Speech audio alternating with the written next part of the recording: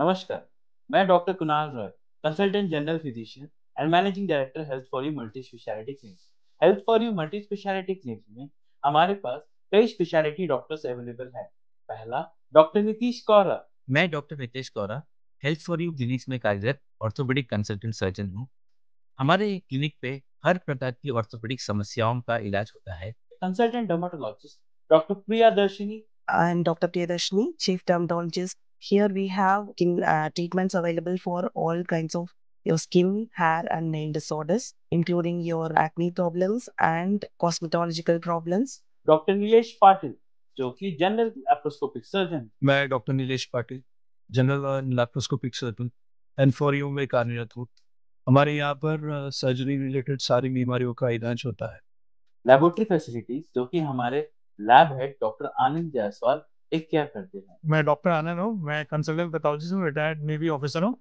और यहाँ पे आप देख सकते हैं कि हमारे पास जो मशीनें रखी हैं वो स्टेट ऑफ द आर्ट है। ये आप देख सकते हैं, ये हमारी जो सीबीसी की मशीन है वो जापानीज मशीन है। फिर ये हमारे हार्मोन एनालाइजर है। हमारे यहाँ पे लेजर फिजियोथेरेपी की फैसिलिटीज भी अवेलेबल है।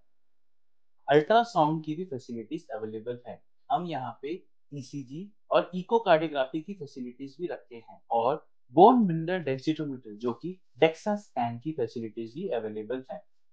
Health for you multi speciality clinic में ये सारी सुविधाएं अवेलेबल है। Health for you is a complete solution to your health. Thank you.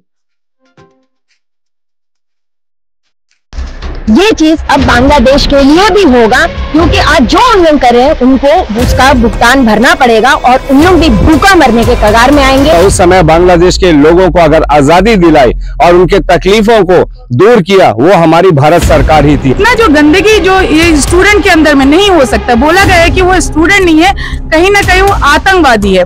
बहुत ही खराब और शर्मसार काम हुआ है, इसके लिए हम उनका खंडन करते हैं और उनको कड़ी से कड़ी सजा मिलनी चाहिए। भारत ही ऐसा देश है जहाँ जाकर कोई भी बच सकता है, तो चाहे जापान से है, चाहे चाइना से है, चाहे अमेरिका से है। इंडिया ऐसा देश है, वो महासागर है, उसमें सबको समाने का ताकत है। बांग्लादेशी छात्र लीग के उनसे पूछिएगा कि उनमें से ज्यादातर एक बहुत भारी परसेंटेज जो है उन्होंने एजुकेशन जो है हमारे भारत देश में ही लेके गए होंगे। तो सुनीति बोल रहे हैं, वो जब देखी होगी तो उसको जब उसका पेरेंट्स ने बताया होगा, उसका सामने हो कहानी दोबारा दौड़ने लगा, तो शायद वो भावुक होके ऐसा ही बयान दे दिया। उसके लिए वो माफी मांगे है। मुसलमान इस्लामिक देश से भी ज्यादा सुरक्षित भारत में मुसलमान है। बांग्लादेशी हिंदुओं के ऊपर अत्याचार बंद करो, बंद करो। बांग्लादेशी हिंदुओं के ऊपर अत्याचार बंद करो, बंद करो। बांग्लादेशी हिंदुओं के ऊपर अत्याचार बंद करो, बंद करो। जय हिंद। मैं यामिन न्यूज अंडमान 24/7 में आप सभी का स्वागत करता हूं। इस वक्त हम जो है चौलदारी बदमाश पहाड़ यहाँ पर जो सुनामी शेल्टर है, एक छोटा सा यहाँ पे एक कम्युनिटी हॉल है, यहीं पर आए और बहुत सारे लोग यहाँ पे जमा है। हम आपको बता दें कि यहाँ के बहुत सारे बाशिंदे ऐसे हैं जो आजादी के वक्त 60 के दशक में यहाँ पर आए, जब बहुत सारे हिंदू परिवार को जो है बांग्लादेश से लाया गया था, यहाँ पे उनको सेटल किया गया था। वैसे बहुत सारे परिवार है जो आज भी हमारे देश में अलग अलग जगह पे रहते हैं और हमारे अंडमान निकोबार में भी हमारी भारत सरकार ने उन परिवारों को यहाँ पे लाके सेटल किया था। तो जो बांग्लादेश में इस वक्त हाल चल रहा है, उसी मुद्दे को लेकर भारतीय जनता पार्टी महिला मोर्चा ने जो है ये निर्णय लिया कि यहाँ पर आके इन लोगों के बीच में इनका दुख दर्द बांटेंगे और साथ में ये जो भी घटना बांग्लादेश में चल रही है वो उन लोगों को एक संदेश भी देंगे। फिलहाल यहाँ पे बहुत सारे लोग हमारे साथ हैं, भारतीय जनता पार्टी महिला मोर्चा के मेंबर्स हैं। हम इनसे जानना चाहेंगे कि आज के इस मुद्दे पर उन्हें क्या कहना है। जय हिंद मैम। सबसे पहले हम संध्या जी से पूछेंगे उन्हें इस बारे में क्या कहना है। जय हिंद। मैं बस इतना ही कहना चाहती हूँ कि जिस तरह से पाकिस्तान एक बार इस तरह हालत किया था हिंदुस्तान और हिंदू बच्चों के साथ में, जो मारा मारी, जो काटा काटी किया गया था, आज वो पछतावा उन लोगों को मिल रहा है। वो रियलाइज उन लोग कर रहे हैं कि हम लोग ऐसा क्यों किए। आज आटा, दाल, चावल, चीनी, सब राशन पानी के लिए आज मोहताज है पाकिस्तान। और अब ये चीज अब बांग्लादेश के लिए भी होगा, क्योंकि आज जो उन लोग कर रहे हैं उनको उसका भुगतान भरना पड़ेगा और उन लोग भी भूखा मरने के कगार में आएंगे और उनका पीढ़ी भी वही उसी लय में जाएगा जो पाकिस्तान का हो रहा है और अब बांग्लादेश का भी होगा। मैं इतना ही कहना चाहती हूँ। एक बात संध्या जी ने बहुत सही कही है कि बांग्लादेश ये जो देश बना है ये भारत के मेहरबानी से ही बना है, इसमें कोई दो राय वाली बात नहीं। जब हमारे देश को आजादी मिली थी उस वक्त जो है बांग्लादेश हमारा ही एक हिस्सा हुआ करता था, लेकिन बहुत जल्द ही जो है इसको पाकिस्तान ने अपने अंडर में ले लिया था, क्योंकि इस तरफ में रहने वाले बहुत सारे भारतीय मूल के निवासी जो मुस्लिम समुदाय के थे वे जो है बंगाल के इस क्षेत्र में चले गए और इन्होंने अपने आप को बांग्लादेश बना लिया। लेकिन उसे जो है पाकिस्तान गवर्न करता था और इसे ईस्ट पाकिस्तान के नाम से जाना जाता था, और वहां पे बहुत किस्म का अत्याचार हुआ करता था पाकिस्तान सरकार द्वारा। और फिर वे जो है इस तकलीफ की घड़ी में उस समय बांग्लादेश के लोगों को अगर आज़ादी दिलाई और उनके तकलीफों को दूर किया, वो हमारी भारत सरकार ही थी। हम सब जानते हैं कि बांग्लादेश एक देश बना 1971 में, जब हमारी स्वर्गीय प्रधानमंत्री इंदिरा गांधी जी ने उनको ये आज़ादी दिलाई थी और ये देश बनाया था। इस एहसान को याद रखने के बजाय आज जो वहां पर हो रहा है इसकी हम घोर निंदा करते हैं। और भी लोग मौजूद हैं, हम उनसे जानना चाहेंगे। लेकिन संध्या जी की जो बात है ये जरूर सोचने वाली बात है कि हमारा देश ऐसा है जिन्होंने बांग्लादेश को नमक तक भी सप्लाई किया है उनको जिंदा रखने के लिए, और बदले में हमें क्या मिल रहा है कि आज हमारे वहां पे जितने भी भोले भाले मासूम हिंदू परिवार है उन लोगों के साथ ये जो अत्याचार हो रहा है, तो ये फिर भुलाया नहीं जाएगा। डेफिनेटली इसकी जो है किसी ना किसी तरीके से जवाब दी जाएगी और इसका जो सजा है ये बांग्लादेशियों को भुगतना ही पड़ेगा। तापुशी प्रधान मैम से भी हम जानना चाहेंगे उन्हें क्या कहना है। जय हिंद मैम। जय हिंद। शेख हसीना जी ये कौन है, पहले तो मैं ये बताना चाहिए, सभी को पता है कि बांग्लादेश की वे आम इंसान नहीं है, एक प्रधानमंत्री है और उनको अपना देश छोड़ के दूसरे देश में आके पनाह लेना पड़ता है। तो किस कदर उन्हें परेशान किया गया, किस कदर उसे धमकियां दी गई कि उन्हें अपने देश को छोड़ के दूसरे देश में आके पनाह लेने की आवश्यकता पड़ी। ये जो शर्मनाक चीज, ये मैं पूरे बांग्लादेश को बताना चाहती हूँ, आपके माध्यम से अगर वहां तक जाती है हमारी आवाज, तो ये बोलना चाहती हूँ कि बहुत ही शर्मनाक बात है कि बांग्लादेश के लिए कि जो अपने प्रधानमंत्री को वहां से भगाना पड़ा और हमारे यहाँ पर भारत में आके उन्हें शरण लेनी पड़ी। तो वैसे भी हम लोग देखते हैं कि कई बार ऐसा होता है कि पाकिस्तान से भी कई लोग आ जाते हैं यहाँ पर शरण लेने के लिए। बांग्लादेश से आए दिन बहुत सारे लोग यहाँ पर आते हैं शरण लेने के लिए। उन्हें लगता है कहीं ना कहीं हमारे भारत, इंडिया ऐसे एक कंट्री है जो वहां पर जाने से हमें उनका शरण मिल सकता है। तो ये एक मैं ये और एक चीज बताना चाहती हूँ कि हम शेख हसीना जी जो है ये एक बार नहीं पूरे 5 बार प्रधानमंत्री रह चुकी है वहां का, और इतने लंबे अरसे से वे समाज सेवा कर रही है और देश को आगे बढ़ाने का इतना जो अपना पूरा जीवन वहां पर आधा से ज्यादा जीवन उन्होंने दे दिया। उनके पिताजी, इसी में उनका पिताजी का भी डेथ हो गया है और उनका जो एक बड़ा सा मूर्ति बनाया गया था उन्हें भी आज देखा गया कि वहां के जो बच्चे हैं, छोटे छोटे जो क्या बोलते हैं स्टूडेंट्स है, उन लोगों ने उसके ऊपर चढ़ के उसे जो है छोटे छोटे तरीके से तोड़ा गया। तो इतना जो गंदगी जो ये स्टूडेंट के अंदर में नहीं हो सकता, बोला गया है कि वो स्टूडेंट नहीं है, कहीं ना कहीं वो आतंकवादी है। तो इस तरह का जो अभी हिंदू के ऊपर में वहां पर अत्याचार किया जाता है, इसके लिए हम सभी महिला मिलके कड़ी निंदा करेंगे कि ये बहुत ही शर्म की बातें हैं कि आप एक शिक्षक हो के आप लोग आवाज उठाए थे कुछ और मुद्दा से सीधे हिंदू पे आ गए। अभी हिंदू के मंदिरों को तोड़ा जा रहा है, हिंदू के घर को तोड़ा जा रहा है, इस तरह के अत्याचार क्यों? इसके लिए हम पूरे जितने भी यहाँ पर महिला मोर्चा के प्रेसिडेंट आए हैं, पूरे टीम हम लोग बहुत ही नंदनीय बात है उनको सामने रखते हैं। तापुशी जी ने जो बात उठाई है छात्रों को लेकर, बिल्कुल सही बात है। वहां पर बांग्लादेश में है एक BCL, बांग्लादेशी छात्र लीग। इन लोगों का सबसे बड़ा कसूर देखा गया है, तमाम मीडिया में हम देख रहे हैं कि किस तरीके से BCL के जो छात्र हैं वे जो है इस गंदे घिनौने काम को अंजाम दे रहे हैं और बड़ी ही बेशर्मी के साथ में। और ये बड़ी सोचने वाली बात है कि क्या छात्र इस तरीके से होते हैं जिस तरीके से अभी तापुशी मैम ने भी कहा है। तो ये एक बहुत ही शर्मनाक बात है और इसे किसी भी तरीके से बर्दाश्त नहीं की जाएगी। नमस्कार। जैसा कि सबको पता है कि बांग्लादेश में इतना शर्मसार जो काम हुआ है, इसके लिए हम उनका खंडन करते हैं और उनको कड़ी से कड़ी सजा मिलनी चाहिए इसके लिए। Thank you ma'am. Pramila ma'am कुछ कहना चाहती हैं? अब देखते हैं कि अब इतने सारे वक्ताओं ने आपसे बात किया, मैं कहती हूँ कि जैसा बांग्लादेश है हमारे हिंदुस्तान से ही अलग हुआ देश है और उनको जब भी मुसीबत आया हिंदुस्तान उनके साथ खड़ा रहा। और ये जो बच्चे कर रहे हैं, मैं इसमें पूरे बच्चों को भी नहीं बोलेंगे, इनका साथ जरूर कोई है जो कि अपना देश को खराब करने मांगता। वो ये चाहता कि अगर जो केस यहाँ से शुरू हुआ है वो कोई हिंदू को लेकर नहीं हुआ, इनमें कोई बच्चे जो हेड है जो उनको शुरू करा जो वो कोई हिंदू बच्चे नहीं है। तो मैं पूछती हूँ, जब हिंदू बच्चे ने वो अपने बच्चों अपने कॉलेज के लिए अपने जो डिमांड्स रखे हैं, तो इसमें कहाँ से बीच में हिंदू आ गए?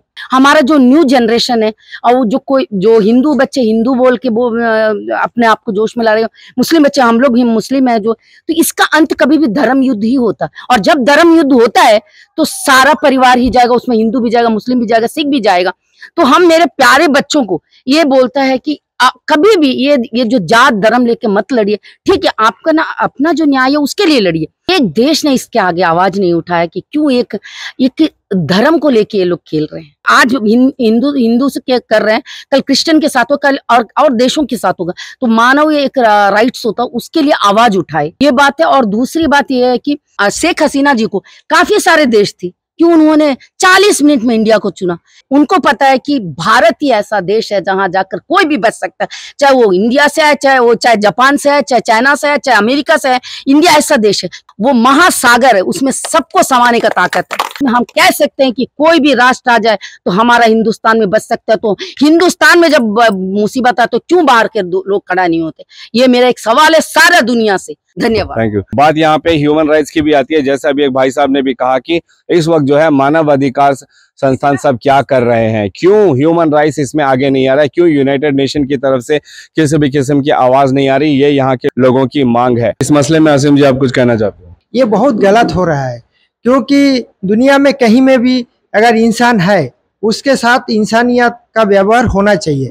हिंदू होने दो, मुस्लिम होने दो, सिख होने दो, ईसाई होने दो, किसी पर भी अगर अमानवीय कार्रवाई होता है, अत्याचार होता है, वहां पर यूएन मंच जो है वो खड़ा होता है, मानव अधिकार आयोग। लेकिन आज देखिए एक बात नहीं बोल रहा है, तो सबको जगना है। देखिए, बात अगर हम करेंगे किसी भी देश की, तो फिर हमारा देश भारत देश, यहाँ की ज्यादातर जो प्रतिशत आबादी है वो हिंदू की ही आबादी है, मगर यहाँ पर भारत को जो है मल्टी कल्चर कंट्री कहा जाता है। यहाँ पे अनेकता में विशेषताएं दिखाई देती है हम सबको, कि सब मिलजुल कर कैसे एक साथ यहाँ पे रहते हैं, फिर चाहे वो किसी जाति धर्म का क्यों ना हो। हमारे देश में हर धर्म के लोगों की इज्जत की जाती है। फिर बांग्लादेश तो कुछ भी नहीं है, बांग्लादेश को तो आजादी हमने दिलाई है, बांग्लादेश के दाल चावल नमक का भी हमने जिम्मेदारी ली, हम उनको सप्लाई करते हैं। एक डाटा के अनुसार मैं आपको ये भी बता दूं कि वही बीसीएल के जो छात्र होंगे, बांग्लादेशी छात्र लीग के, उनसे पूछिएगा कि उनमें से ज्यादातर एक बहुत भारी परसेंटेज जो है उन्होंने एजुकेशन जो है हमारे भारत देश में ही लेके गए होंगे। ये एकदम सही बात है। और वहां जाकर फिर वे जो है हिंदू परिवार, क्योंकि वहां की जो बहुत जनसंख्या है वो मुसलमानों की है, तो इसका ये कतई मतलब नहीं होता है कि वहां पे जो अल्पसंख्यक है आप उनको इस तरह बेवजह, जिसमें उनका कोई कसूर भी नहीं है, वो किसी भी तरीके से इस पूरे अंदरूनी मसले में कहीं पर भी नहीं आते हैं, उनके ऊपर अत्याचार करना ये कहाँ का न्याय है? ये यहाँ की जनता, हमारे अंडमान निकोबार की जनता पूछती है। और अंडमान निकोबार भारत के एक कोने में छोटा सा द्वीप है जो कि सेंट्रल गवर्नमेंट से रूल होता है। हमारा अपना कोई स्टेट गवर्नमेंट भी नहीं है, मगर यहाँ के लोग आवाज क्यों उठा रहे हैं? यहाँ के लोगों को इतनी पीड़ा क्यों हो रही है? क्योंकि यहाँ पर जो बसे बहुत सारे बंगाली समुदाय के जो लोग हैं, इनका अगर आप जड़ देखोगे तो कहीं ना कहीं बांग्लादेश से जुड़ता है। बहुत सारे लोगों को बांग्लादेशियों को यहाँ पे लाके बसाया गया है। उस वक्त भी, आजादी के समय भी इनके ऊपर तकलीफ हुई, इनके ऊपर जुल्म हुई। जब बांग्लादेश को पाकिस्तान से हमारे देश ने आजाद करवाया तो उस समय भी इन लोगों के ऊपर में जो है बहुत जुल्म हुए। उस वक्त भी यहाँ पे बहुत सारे लोगों को लेकर आके सेटल कराया गया, यहाँ पे उनको रहने के लिए जमीन दी गई, उनके लिए हर चीज उनके लिए यहाँ पे किया गया। अब फिर एक और समय ऐसा आ गया जब वहां पे जो है अल्पसंख्यक लोग जो हिंदू हैं, उन लोगों के ऊपर में ये अत्याचार हो रहा है। आखिर क्यों और आखिर कब तक? ये एक बहुत बड़ा सवाल है। भारत सरकार को बहुत ही गंभीरता से इसके ऊपर कड़े से कड़ा कदम लेने की भी जरूरत है। अभी हम भारतीय जनता पार्टी के ही प्रियंका जी से जानना चाहेंगे, उन्हें अगर कुछ कहना है तो। सभी को मेरा नमस्कार। और अभी बांग्लादेश में जो घटना घट रही है बहुत ही निंदनीय है और मैं इसकी कड़ी निंदा करती हूँ। इस मुश्किल की घड़ी में हम सब भारत के जो वासी हैं वो पूरे बांग्लादेश के उन तमाम अल्पसंख्यकों के साथ है जिनके साथ ये वहां पर अत्याचार हो रहा है। लेकिन इसके बावजूद भी मैं, हमारी जो महिला मोर्चा की अध्यक्ष हैं शंपा बैनर्जी जी, हम उनसे एक सवाल जरूर करना चाहेंगे कि शंपा जी, अभी यहाँ पे आप लोग जो है धरना प्रदर्शन कर रहे हैं, आप प्रेस कॉन्फ्रेंस के जरिए भी जो है अपना संदेश दूर दूर तक भेजना चाह रहे हैं और हम इसमें आपका पूरा सहायता कर रहे हैं। लेकिन साथ में एक सवाल जरूर करना चाहूंगा कि ये जो भी बांग्लादेश में हो रहा है ये बहुत ही शर्मनाक है, बहुत ही निंदनीय है। लेकिन जिस तरीके से यहाँ के कुछ लोग हैं, कुछ लोग में से मैं एक का नाम लेना चाहूंगा। डिगलीपुर में एक जिला परिषद मेंबर है सुनीति जी। जिस तरीके से अभी एक वायरल वीडियो कल से पूरे व्हाट्सएप ग्रुप्स में फैला हुआ है, जहां पे सुनीति जी को ये बोलते हुए पाया गया है कि अगर बांग्लादेश में इस तरीके का नरसंहार नहीं रोका गया तो हम भी यहाँ के जो मुस्लिम समुदाय के लोग हैं उनके साथ यही करेंगे। An eye for an eye makes the whole world blind, कहते हैं ना मैम कि अगर हम आंख के बदले आंख मांगेंगे तो पूरी दुनिया अंधी हो जाएगी। क्या उनका ये जो भी कहना था ये सही था या गलत था, या इस पर आपके क्या विचार है, हम आपसे जानना चाहेंगे। सबसे पहले बात तो वो भावनाओं में आके बोली है, क्योंकि उनसे मेरा बात हुई थी वीडियो देखने का बाद। ये एक्चुअली उस लोग 1971 का बाद में आखिरी बैच जो था जिसमें बहुत ज्यादा नरसंहार का जो लिमिट है बहुत ज्यादा बढ़ गया था। जो शुरुआत में हम लोग आए थे उस समय शुरुआती हुआ था जिस तरह से हिंदुओं पर अत्याचार हो रहा था, लेकिन जो बाद में 71 में इसीलिए इंदिरा गांधी जी को उसमें दखल देना पड़ा और देश को आजादी कराया गया था पाकिस्तान से। तो उस समय जिन लोग आए थे उन लोगों का अंदर वो आक्रोश अभी तक रह गया, क्योंकि उनका फादर ही आए हैं। हम लोग जैसा दादाजी दादी जी लोग आए थे, लेकिन उनका फादर आए हैं और उन लोगों का सामने वो कहानी आज भी है। तो उनके अंदर जो एक्साइटमेंट बहुत ज्यादा आ गया था जब वो घटना देखे। जो फोटोज आप यकीन नहीं करेंगे यमीन जी, जब मैंने वो फोटो देखा मेरा रूह कांप गया। जो फोटोज और वीडियोस आया, सच में बोले मैं तो थोड़ी देर के लिए बैठ गई थी। तो शायद वो जो सुनीति बोल रहे हैं वो जब देखी होगी, तो बहुत छोटी है अभी भी, हम लोग से उम्र में काफी छोटी है, तो उसको जब उसका पेरेंट्स ने बताया होगा उसका सामने वो कहानी दोबारा दौड़ने लगा, तो शायद वो भावुक होके ऐसा ही बयान दे दिया। उसके लिए वो माफी मांगे है, वो बोल दिए हमने, मतलब उस समय का सिचुएशन जो होता है ना, एक्साइटेड होके उस तरह से बोल दिए है, लेकिन उसका कोई इंटेंशनली किसी धर्म जाति पर किसी भी तरह से किसी को ये करने का उसका कोई इंटेंशन नहीं था। मैम अभी थोड़ी देर पहले हम सब ये बात को कह रहे थे और इस बात को मान भी रहे थे कि हमारा देश जो है मल्टीकल्चर देश है। इस देश में हर धर्म जाति के लोग रहते हैं, सब बड़े सम्मान और इज्जत के साथ यहाँ पे रहते हैं, सबको समान अधिकार भी है, हर चीजों को लेकर किसी तरीके का भेदभाव नहीं किया जाता है। और फिर अगर हम अंडमान निकोबार को देखें तो इसे मिनी इंडिया कहा जाता है। हम बड़े ही गर्व से कहते हैं कि हम ऐसे जगह पर रहते हैं जो मिनी इंडिया का एक रूप पेश करता है पूरी दुनिया को लेकर, क्योंकि यहाँ पर भी हर जाति समुदाय के लोग हम सबको देखने को मिल जाएंगे। यहाँ तक कि बुद्ध कम्युनिटी भी यहाँ मिलता है, छोटी संख्या है मगर वे भी हैं। जैनिज्म भी है यहाँ पर अगर देखा जाए तो यहूदी भी है यहाँ पर, फिर क्रिश्चियन, मुस्लिम, हिंदू, हर कोई तो है यहाँ पर। अगर यहाँ पर इस तरीके की बातों को तूल दिया जाएगा, हवा दी जाएगी, तो फिर आपको नहीं लगता कि यहाँ की भी जो चैन, शांति, सुकून, अमन जो है यहाँ पे जो पनप रहा है, जो बस रहा है, इस पे एक बहुत बड़ा माहौल खराब होने वाली बात होगी। लेकिन देखिए, हम जैसा कि आपको बोले, कोई इंटेंशनली नहीं बोले, वो देखिए आप बोलते बोलते ऐसी भावुक होके उसका जो एक फर्स्ट एग्रेसिवनेस था वो निकला है, लेकिन वो बाद में जो बोलती गई आप उसमें सुनिएगा, कोई गलत तरीका से कुछ भी नहीं बोली, लेकिन उसका जस्ट एक निकल गया कि वहां पे हिंदुओं पर इस तरह से हो रहा है तो यहाँ पे भी हम कर देंगे, झट से उसका निकल गया होगा। तो हमने सुना, वो बोलते बोलते शायद वो ध्यान भी नहीं दी होगी, क्योंकि मैंने भी जब वीडियो देखा ध्यान नहीं दिया उस चीज को। बाद में जब अच्छा से देखने का बाद में उसको ध्यान दिया, हाँ ये सेंटेंस था उसमें जो है उसका खंडन की है। उसके लिए हम भी माफी चाहते हैं अगर कुछ गलत हम ऐसा मुंह से निकला। बाहर का जितने भी देश में, वर्ल्ड में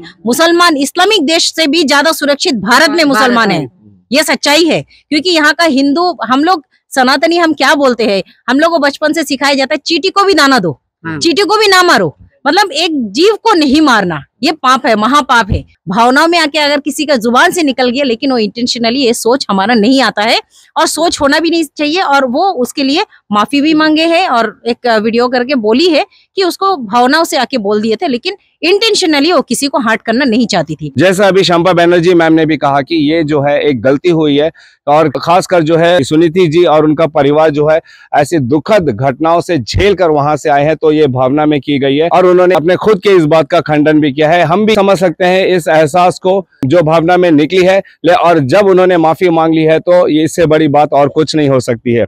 बेशक अगर हम सुनीति जी से जाके बात करेंगे तो हमें पूरा यकीन है कि उनका यही कहना होगा कि वो सिर्फ एक भावना थी जो मैंने बोल दिया था, गलती से बोल दिया था। और लेकिन अगर आप उसके पीछे की जो पूरी सच्चाई है उसको जानोगे, उसको समझोगे, तो आप इस दर्द को भी समझ सकते हो। लेकिन उसके बदले में उनका जो भी बयान था, हम उसकी भी पूरी तरीके से निंदा करते हैं और खंडन भी करते हैं, और हम उम्मीद करते हैं कि ऐसा कुछ भी इरादा उनके अंदर नहीं होगा। लेकिन मामला जो है, हमारे प्रशासन, हमारी पुलिस प्रशासन, इस पर मुझे पूरा यकीन है कि उनकी भी नजर रही होगी और वे जो है पूरी तरीके से सतर्क होंगे कि हमारे द्वीपों में ऐसी कोई भी अप्रिय घटना ना हो। बांग्लादेशी हिंदुओं के ऊपर अत्याचार बंद करो, बंद करो। बांग्लादेशी बांग्लादेशी हिंदुओं के ऊपर अत्याचार बंद करो, बंद करो। भारत माता की जय। भारत माता की जय। भारत माता की जय। भारत माता की जय।